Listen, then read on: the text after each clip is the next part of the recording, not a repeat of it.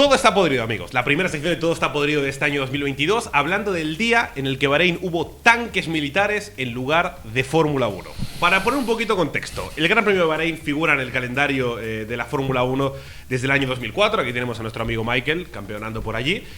Fue, curiosamente, 2 años después llegó al calendario de la Fórmula 1, después de que el heredero al trono llegara a la posición de rey. Estamos viendo a Ahmad bin Isa bin Salman al Khalifa, que era emir de Bahrein desde 1999 y llega a la corona. Entonces, puede ser casualidad o empezamos ya con los paralelismos. ¿Por qué justo cuando llega un nuevo monarca arranca un Gran Premio de Bahrein de Fórmula 1 en Bahrein, el primero de Oriente Medio? Casualidad, será. Blanqueo de imagen. De imagen. Para esto se hacen estas cosas. Lo hacen todos los países de la zona y en otras partes del mundo. Blanqueo de imagen. Perfecto. Adelante.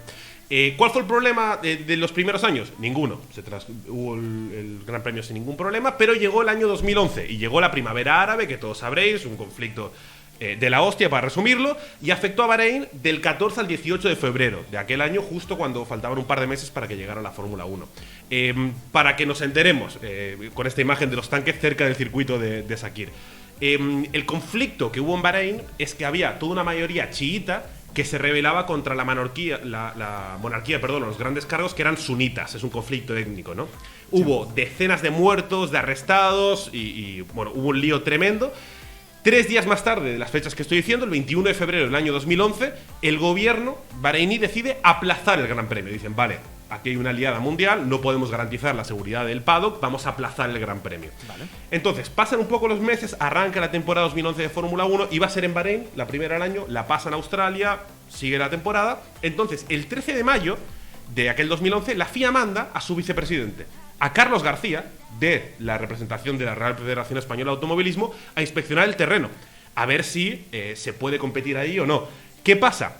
Que parece que Carlos García no hablaba árabe y se la liaron. Ay. Lo engatusaron en la inspección, lo llevaron por zonas que mostraban que el país estaba perfecto, que el circuito estaba perfecto, y claro, al final lo guiaron a la FIA, claro, y a Carlos García de una forma completamente errónea para que diga: esto aquí se puede correr. Entonces llegó y dijo, aquí se puede correr. Vale. Ahora, luego, la verdad, salió a la luz, no se pudo correr.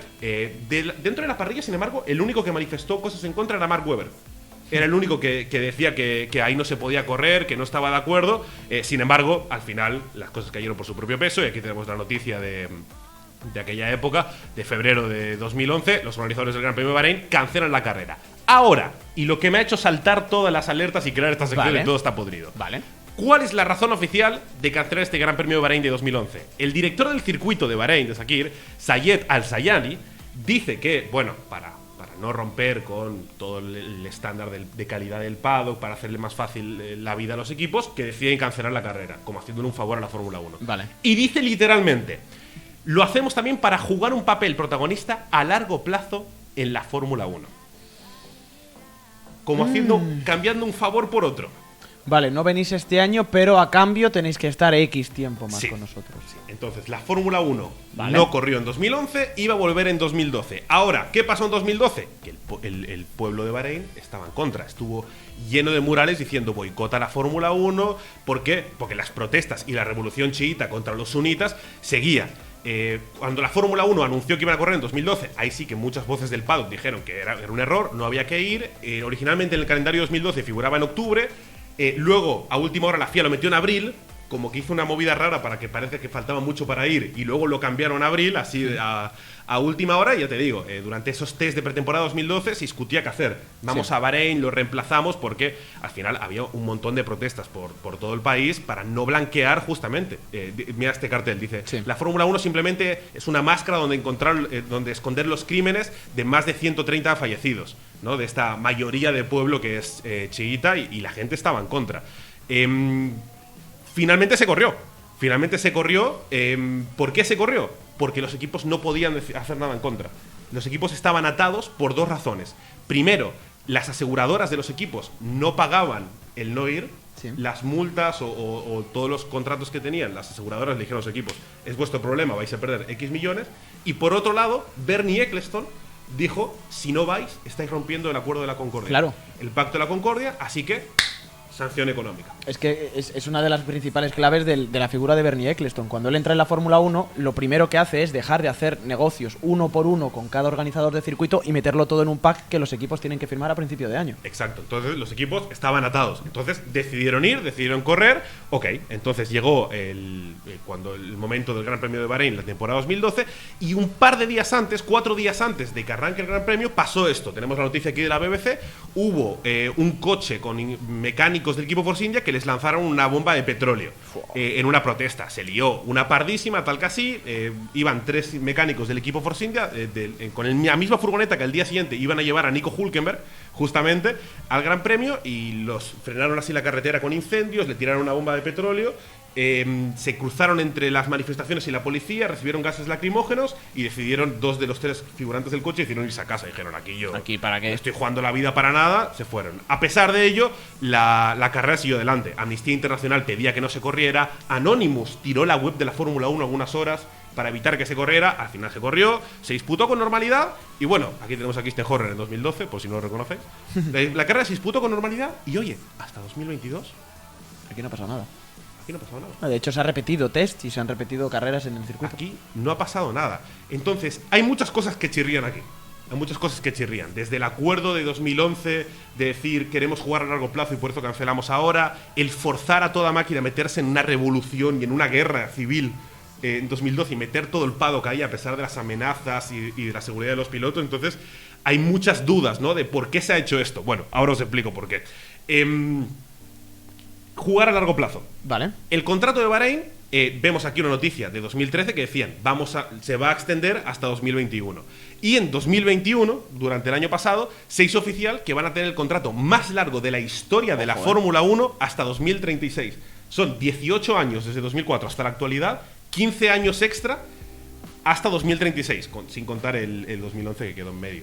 El contrato más largo de la historia de la Fórmula 1 tiene Bahrein ahora mismo. Además de privilegios, como que en un año de pandemia haces 2 carreras en ese circuito. Pasa que hay 2 carreras en un país, pero 2 carreras en un circuito. Más allá de Austria, que el año no volvió a pasar. En un circuito diferente, para hacerlo más visual, más interesante, se hacen 3 de pretemporada. Con exclusividad que fuerzan a que cierren en Barcelona. Por ejemplo, o los del año pasado que eran totalmente exclusivos. Bueno, según Dieter Renken, uno de las personas con más información del paddock, esto es el canon que pagan cada uno de los circuitos para estar en el calendario. Bahrein paga $45 millones por año en el nuevo contrato de 2022 hasta 2036. En el contrato antiguo, los primeros 18 años pagaban $64 millones. O lo que es lo mismo, una suma total de 1.653 millones de euros. Repito, 1.653 millones de euros. ¡Qué locura! ¡Qué locura! ¿Por qué una monarquía que al final es pequeña, como Bahrein, gasta tanto dinero y va con sobrepasa tantas preocupaciones para estar en Fórmula 1? ¿Os acordáis lo que os he dicho al principio? Blanquear la imagen. ¿Por qué lo siguen haciendo? Porque lo consigan.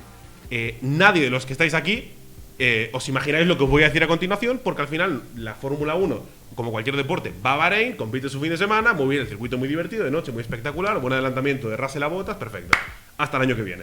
Y ya está, y la bandera de Bahrein mola, pero no sabemos ni muy bien qué idioma hablan, ni qué moneda usan, ni cuáles son los usos y las costumbres. ¿Por qué? Porque la Fórmula 1 blanquea al final. Entonces hay varias medidas internacionales o organizaciones no gubernamentales a nivel mundial que evidencian esto. Aquí tengo una captura de pantalla, por ejemplo, del Freedom House, que dice que sobre 100 puntos de libertad del pueblo, Bahrein está en 30, y el año pasado en 29.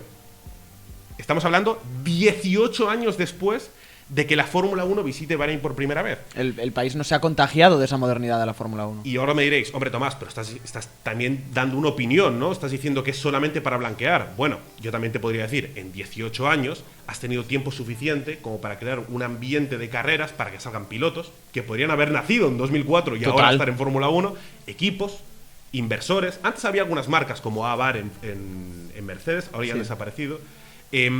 Así que no van por ahí los tiros. El año pasado, en circuitos como Estados Unidos, México o Silverstone, había 350.000, 400.000 personas en un fin de semana. ¿Cuánta gente fue a Bahrein el año pasado? Dime un número. ¿Cuánta gente estuvo en el circuito de Sakir en el Gran Premio de 2021? ¿A lo largo de los 3 días? Sí.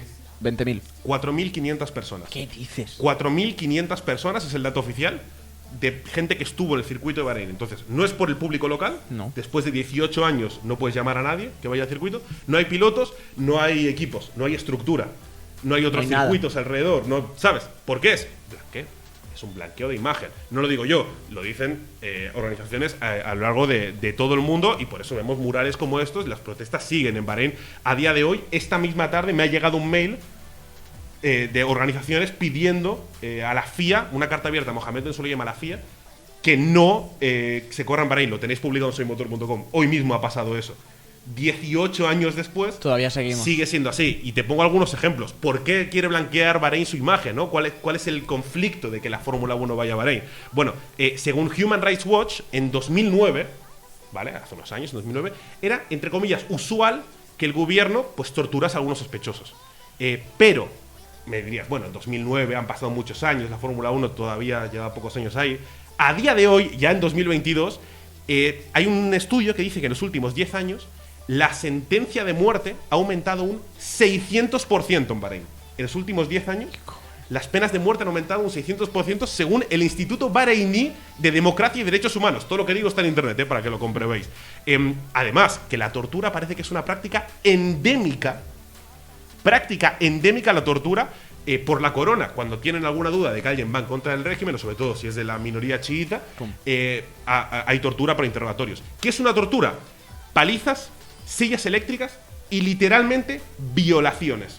Dios mío. Es una práctica común de la monarquía. Hay varios casos por internet que veréis que son comunes. Según el Christian Science Monitor, en 2022 Bahrein es una forma sectorial de un apartheid. Por lo que estamos diciendo de la lucha entre los sunitas y los chiitas, ¿no? Porque más del 70% de la población es chiita, pero ocupan menos del 18% de los puestos públicos, desde gobierno hasta policía. Así que a pesar de que son más del 70% de la población, están dominados no solo por la monarquía, sino por todos los cargos sunitas. Exacto. Y por eso siguen las protestas hoy en día. Por eso hoy me ha llegado un mail diciendo no vayáis a Bahrein porque estáis blanqueando estas torturas, estas violaciones, este apartheid, que en 2022 parece mentira que pueda seguir existiendo. En paralelo, si viene alguien que sea sunita, por ejemplo, de países como Siria o Pakistán, automáticamente tienen nacionalidad. Así que hay una dualidad según tu origen étnico que es, bueno, Claro. por eso se define como apartheid, ¿no? Quieren aumentar la población suní, además. Ahora, ¿por qué si yo, investigando un par de horas, encuentro esto, el mundo no hace nada? Que soy el único que lo ha visto. ¿Por qué? Bueno, porque Bahrein tiene un socio muy importante como es Reino Unido, que casualmente es de donde es la Fórmula 1. El 13 de enero de 2022, para que no me digas te estás tirando del pasado, hace 2 meses, 13 de enero de 2022, varios partidos políticos escoceses, en la reunión de ministros de Reino Unido, criticaron la relación justamente entre Bahrein y Reino Unido porque dicen que se está blanqueando, ¿no?, todo lo que está ocurriendo allí. Y por contra, la respuesta de Reino Unido, del ministro de Relaciones Exteriores, James Cleverly, lo tenéis en internet, podéis buscarlo, dijo que Bahrein es un socio muy importante de Reino Unido y que no se puede hacer nada. Así que los años pasan, las cosas siguen igual. Al final, también da la sensación que el tiempo lo cura todo, ¿no? De 2011 ya han pasado más de un decenio, ya nos habíamos olvidado de que había tanques en lugar de coches de Fórmula 1 en Bahrein, y da la sensación de que el tiempo todo lo cura, de que el tiempo todo lo pasa. Bahrein sigue financiando el deporte para blanquear todo lo que ocurre, y el tiempo pues permite que se vaya olvidando, y por eso todo está podrido, para recordaroslo.